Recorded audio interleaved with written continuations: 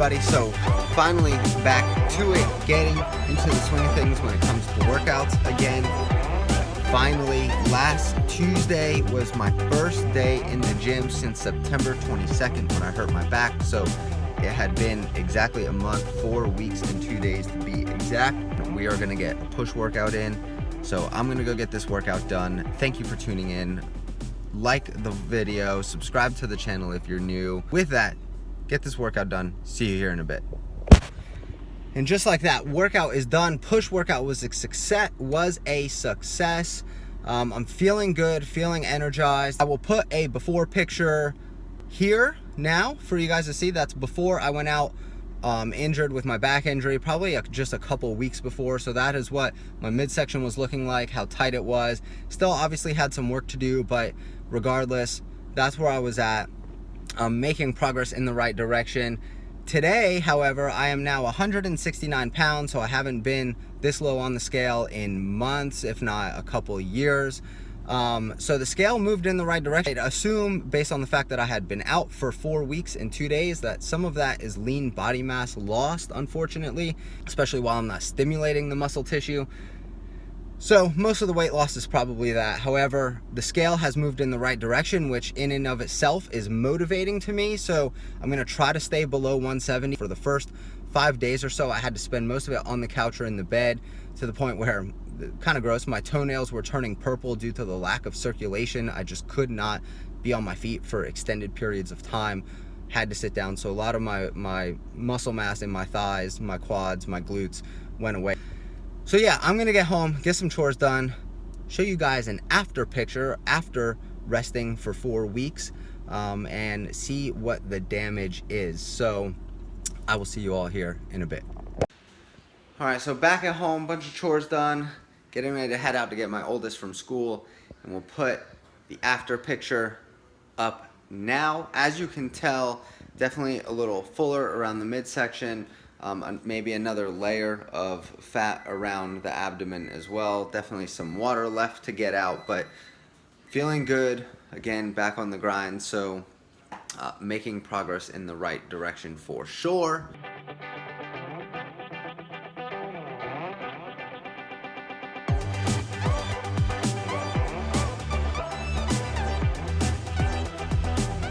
All right, so let's talk about some of the things that happened while I didn't work out for a month. Now, obviously, you saw the physique discrepancy.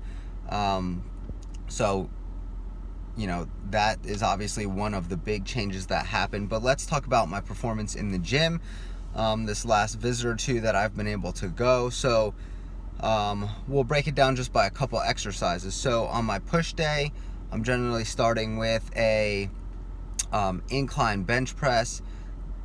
I'm repping at my peak set. I'm repping 225 for generally 5, 6, probably even 7 reps on a good day, maybe a little bit more. And then today, for example, I was in there, did a push workout, and I was able to get 185 for 8 before I tired out. So obviously my strength has declined a lot in the last month. Kind of expected, kind of unfortunate, but expected. Let's see, on a pull day, my pull-ups I could generally do between 25 and 35 as a top set.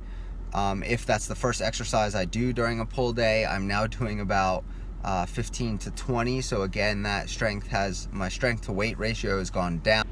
Something else that changed for me over the past 30 days during this time when I wasn't exercising was my appetite. My appetite happened to go down.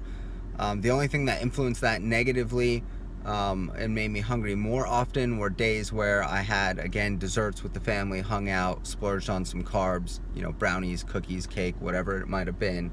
That tend to ramp up my appetite. Obviously, with the blood sugar swings and the insulin spikes and crashes, that's going to mess with your appetite a lot. So my appetite went down as my activity level went down, which again probably led to me burning through some lean body mass and dropping some weight at the same time.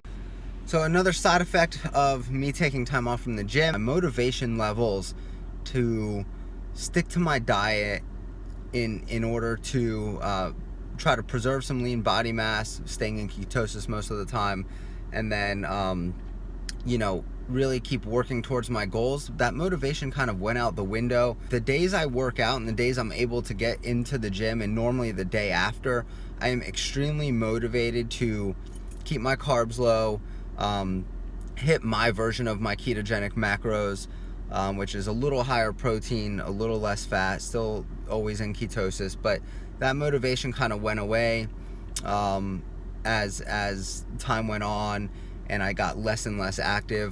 A positive that came out of it all was definitely the fact that I was home more. I was able to spend more time with my girls after my oldest gets home from school. I could sit down, do some homework with her, enjoy some family time around the table, just that much longer. So that was a benefit.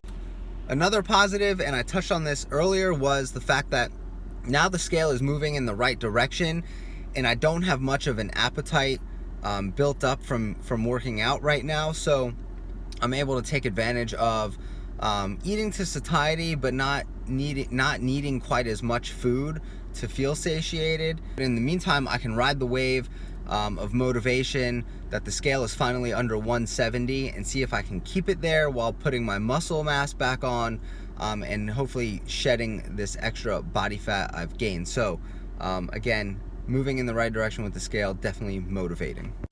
So that's really it when it comes to the positives and the negatives of the last 30 days I took off of working out. Now, obviously, the biggest negatives I touched on, the changes in my physique, which you saw earlier, are definitely not favorable and moving me further away from the goals I'm trying to achieve, which is rather unfortunate. But again, I just wasn't motivated to continue on. So, you know, my diet slipped from time to time, and, you know, the end result is what it is. Getting back on track is fairly easy for me mentally, so we're back on track, trying to get some consistency back in the gym. But take some time off if you feel like you need it. There's nothing wrong with it. You may lose a little strength, you may lose a little size, but the key is, and it's a key that I didn't stick to, so practice what I preach, and I need to practice what I preach, but the key will be sticking to your diet during the time off, right? Because you know, keeping insulin low throughout the day, throughout the night, as often as you can, and controlling not only the amount of carbs you have, but the amount of times you're eating those carbs is going to be crucial to your success in meeting your physique goals. So with that in mind, I appreciate you watching. I hope you learned something from this today. If you like the video, please give it a thumbs up, subscribe to the channel if you're new, and I will see you all in the next vlog. Thank you for watching.